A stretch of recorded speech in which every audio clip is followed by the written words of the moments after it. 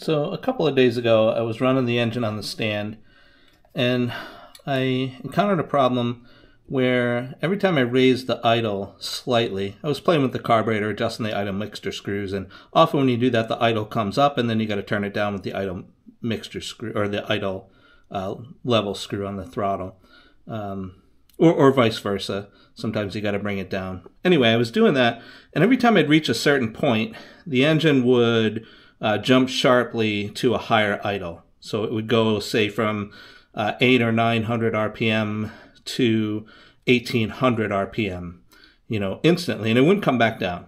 And I was trying to figure out what was going on. I thought maybe I had a vacuum leak, but I realized I could control this. If I got it to idle back down, it would stay down, and if I turn the idle screw in to raise the idle, it would reach a certain point and it would just take off.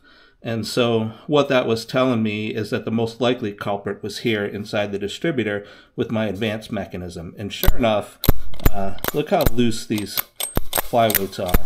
With almost no effort whatsoever, I can rotate the advance mechanism and the flyweights move out a little. So what was happening was, as the idle came up, it reached a point to where the flyweights would start to come out and advance the timing, and that would raise the idle all on its own. I should have suspected this sooner. This distributor sat for a long time. I put it in here just to break in and run the engine. This isn't the one that's going in the car. I've got a dual sync digital distributor that's going to plug into my fuel injection system and handle all the timing. So I just put this in to run the engine and to break it in. But it sat for a long time, and I guess these springs have sprung. So they're really easy to change. They're just connected on the post at either end. And so I've got some new ones, and I'm going to put those in, and hopefully it should fix me up here.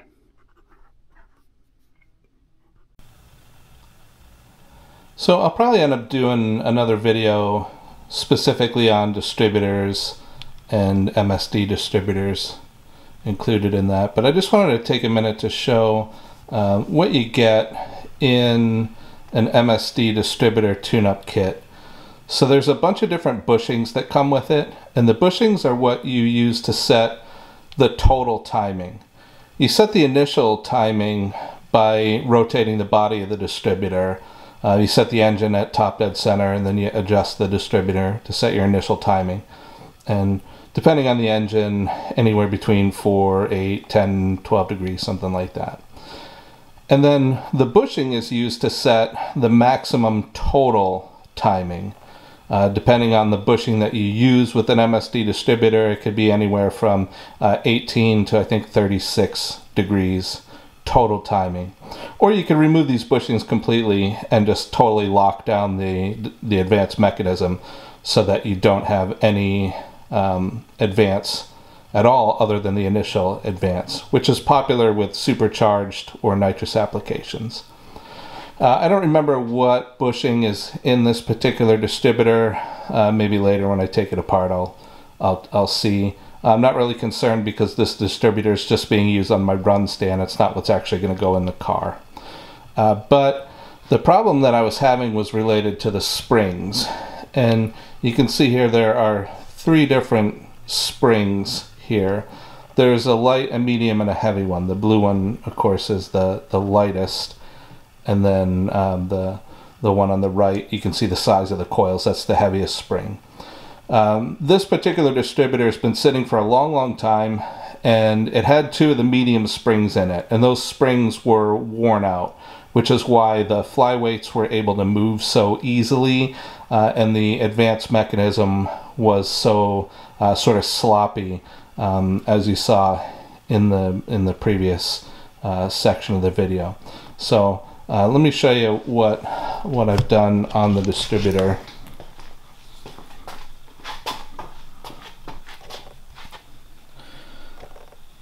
So here in the distributor, I've installed 1 medium and 1 heavy spring.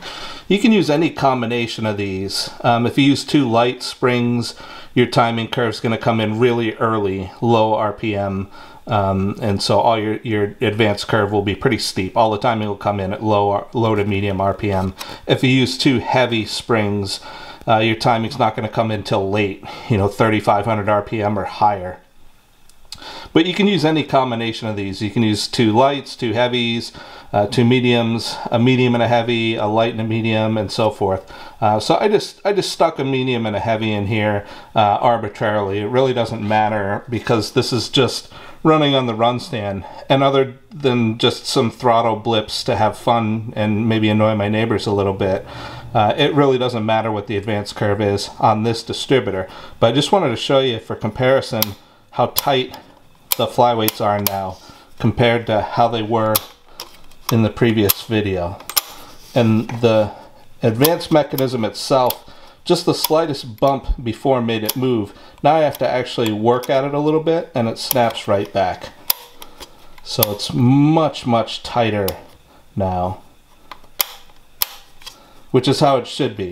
So before, when I was adjusting the idle, if I came off idle just a little bit and raised it just a little bit, it would reach a point to where it would take off and it would jump like 1,000, 1,200 RPM all on its own. And I couldn't get it to come back down other than by unscrewing the throttle set screw, the idle screw, all the way and let it just about die and then quickly screw it back in to get it idling at somewhere around 800 RPM or so. But if I tried to adjust it if I got above 900, it would just take off. And that's what was happening. Centrifugal force was allowing the flyweights to move outward. And when you advance the timing like that, the RPM comes up as a natural result. So now, with the flyweights being secured as they should be with tighter springs, then the idle should stay where I put it and when I put it.